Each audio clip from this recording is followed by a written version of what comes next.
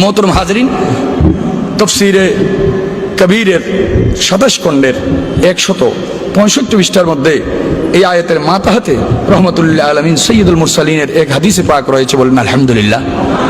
ক্বালা রাসূলুল্লাহ সাল্লাল্লাহু আলাইহি ওয়াসাল্লাম মান মাতা আলা হুব্বে আলে মুহাম্মাদিন ইউজাফু ইলাল জান্নাতি কামা তাজুফুল উরুসু ইলা বাইতি জাওজিহা ওয়া ফুতিহা লাহু ফি কবরিহি বাবান ইলাল জান্নাহ ওয়া জাআলাল্লাহু কবরাহু মাজারা মালাইকাতি রাহমাতিন। উচ্চ আওয়াজে বলি আলহামদুলিল্লাহ। নবীর আলের প্রেমে যারা মৃত্যুবরণ করবে, বিদ্যুতের ন্যায় তাদেরকে জান্নাতে নিয়ে যাওয়া হবে, দুলহা দুলহানের ন্যায় তাজিম তৌকিরের সাথে তাদেরকে জান্নাতে নিয়ে যাওয়া হবে, বলি সুবহানাল্লাহ। ওয়া জাআলাল্লাহু কবরাহু মাজারা মালাইকাতি রাহমাতিন।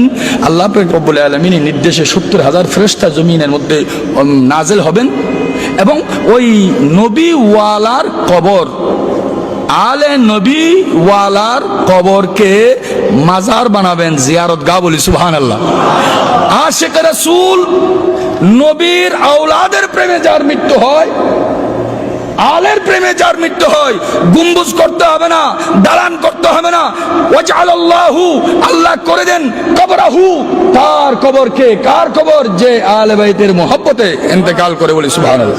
ওয়াজআলাল্লাহু কবরাহু মাজারা মালাইকাতুর রাহমাতিন, বলুন সুবহানাল্লাহ। সমস্ত গোলামান মুস্তাফা আহলে বাইতের প্রেমিকদের কবর মাজার বানাই দেন আল্লাহ, বলুন সুবহান। ভিডিওটি ভালো লাগলে অবশ্যই শেয়ার করে দেবেন, অ্যান্ড থ্যাঙ্কস ফর ওয়াচিং।